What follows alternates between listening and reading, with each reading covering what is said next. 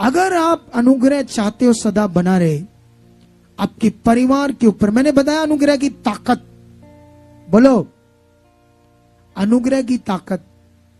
आप जानते हो ना यूसुफ के ऊपर किसकी अनुग्रह था? तो उसकी अनुग्रह की ताकत ने उसे क्या बना दिया? प्रधानमंत्री। दाऊद के ऊपर किसका अनुग्रह था? उस अनुग्रह ने उसको क्या बना दिया? बोलो राजा। क्या बना दिया? राजा बना दिया। और अब ये अनुग्रह आपके ऊपर हुआ है और परमेश्वर कहते हैं इसको व्यर्थ नहीं जाने देना।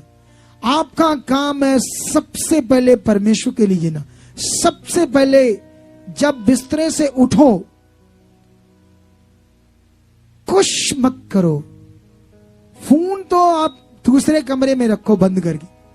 कई लोग उठते ही क्या करते हैं? सबसे पहले फोन चेक करते हैं, किसका मैसेज आया, किसका कमेंट्स आया मेरी फोटो पर, ये चेक करते हैं, लाइक चेक करते हैं, फेसबुक खोलते हैं। सबसे पहले उल्टा काम करते हैं। सबसे पहले घुटने टेको और परमेश्वर के पास जाओ।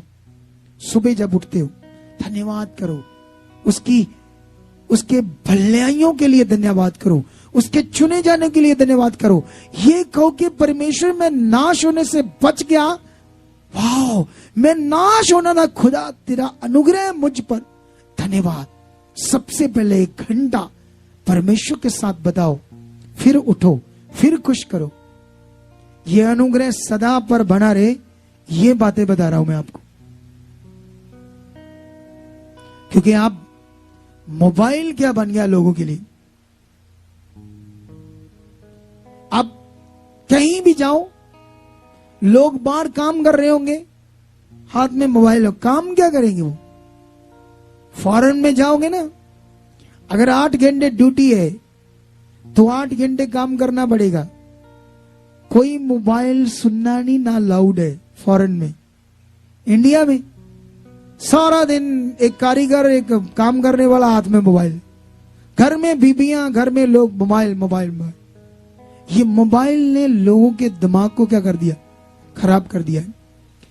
अगर हमारे पास मोबाइल है तो ये इसलिए क्योंकि हमने खुदा का काम करना है। इससे क्या करना है? खुदा का काम। ये याद रखो, सबसे पहले मीटिंग को पहला दर्जा दो। जैसे परमेश्वर के पास आओ, बैठ जाओ धन्यवाद के साथ। उसके एक एक शब्द को, एक एक वर्ड को अपनी जिंदगी में लो। कॉपी पेन लेकर आओ, पॉइंट नोट करो और जब जाओ उसे प्रैक्टिकल करो। हाँ परमेश्वर आज आपने ये बात सिखाई, जैसे मैंने मोबाइल की बात सिखाई। सुबह उठकर क्या करना है लिखो, कल इसे कॉपी से चेक करो, यस मैंने किया, ये करना शुरू करो। अगर आपकी जिंदगी में व्यभिचार है या ख्याल आते हैं तो उनके परमेश्वर के सामने ले जाओ।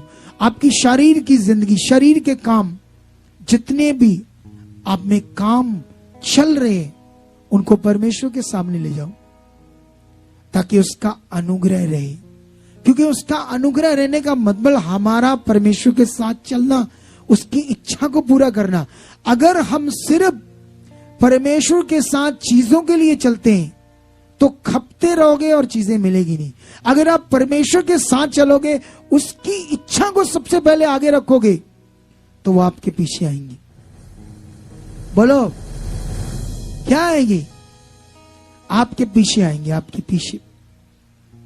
आप चाहते हो कि चीजें मेरे पीछे आए, तो आज से फिर किसकी इच्छा को पहले पूरा करना है? लोग, रिश्तेदार, दोस्त बाद में, पहले कौन? क्या कोई रिश्तेदार, दोस्त, बहन, भाई एक्सीडेंट से, बीमारी से, मौत से, दुष्ट के अटैक से बचा सकता है आपको? कोई भी दुनिया में कोई एमएलए, कोई मंत्री, कोई पॉलिटिशियंस आपको बचा सकता है हालातों से, बीमारियों से, शैतान से? कौन बचा सकता है? तो फिर किसको पहले आगे रखना? किसके साथ तगड़ा रिश्ता रखना है? ये बड़ी बात है। अनुग्रह को बनाए रखना, उसे व्यर्थ करना। अगर हमने उसे व्यर्थ गवा दिया, अगर आप 5 साल से प्रभु में चल रहे हो, आप में बीमारियां हैं, आपका शारीरिक स्वभाव, आपका काम कोई हुआ है, 10 नहीं हुए, तो आप अनुग्रह को व्यर्थ कर रहे हो। क्यों व्यर्थ कर रहे हो? इसका एक कारण है आपका जीवन इतना स्ट्रांग नहीं है परमेश्वर के पास। दूसरा हो सकता है आपके पास सही शिक्षा ना हो, क्योंकि ये भी बड़ा विषय है। इन दिनों में परमेश्वर ने मुझ पर जो भेद प्रकट किए, हमने लोगों को सिखाया ये तेल पानी रुमाल छोड़ो, क्योंकि अब पवित्र आत्मा का प्रबंध है, इसमें ध्यान दो, फोकस करो कि मेरे अंदर आत्मा है। अगर नहीं आत्मा की समझ नहीं आपके पास ध्यान, आओ मीटिंग्स करो। मुझे 3 साल से लगातार ये शब्द आत्मा से मैं बोल रहा हूं। अगर किसी को समझ नहीं आया, अलग टाइम आओ, आकर मीटिंग करो। सुबह 9 से लेकर रात को 10 बजे तक आपके लिए चर्च खुला है।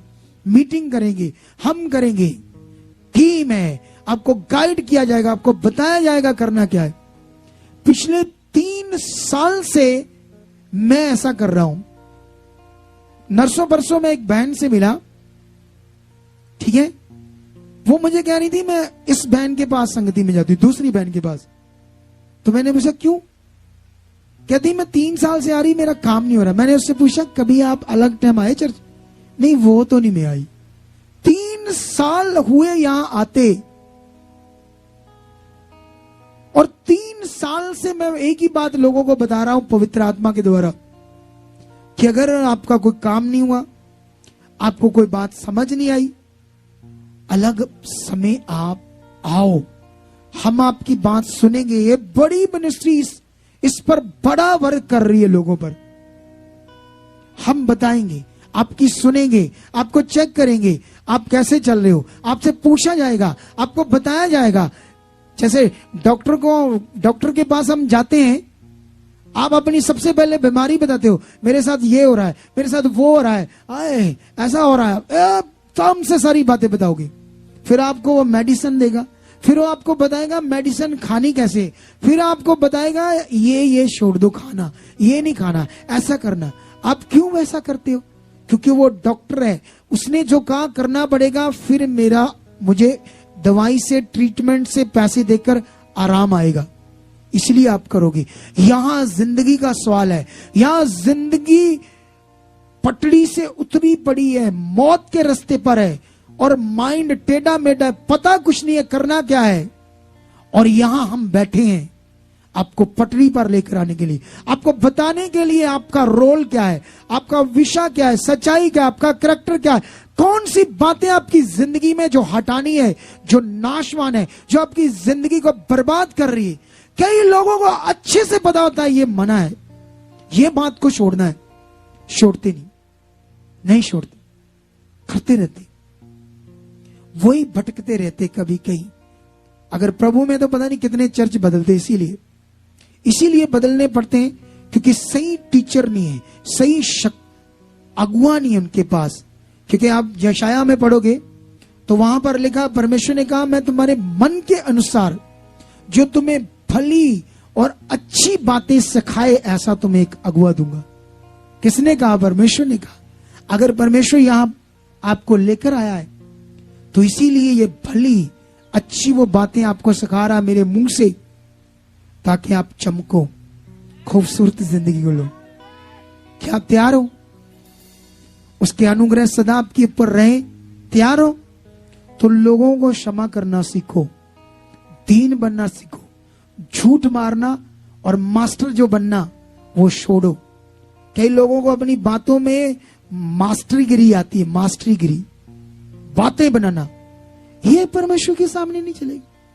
बोलो, क्योंकि इससे बड़ा नुकसान हो रहा है। हो सकता है अब तक परमेश्वर आपको पता नहीं क्या कितना ब्लेसिंग के रूप में प्रकट करने वाला था, इसी कारण वो प्रकट नहीं हुई, क्योंकि भला मन नहीं है, सीधा मन नहीं है, हम दीन नहीं है, हम नम्र नहीं है, हमारे पास हम ट्रांसपेरेंट नहीं है। हम ट्रांसपेरेंट होने चाहिए, सीधी सीधी बात करने वाले, साफ साफ बात करने वाले। अगर जो काम नहीं हुआ बोल दो साफ नहीं, साफ बात करो, साफ बातें करो।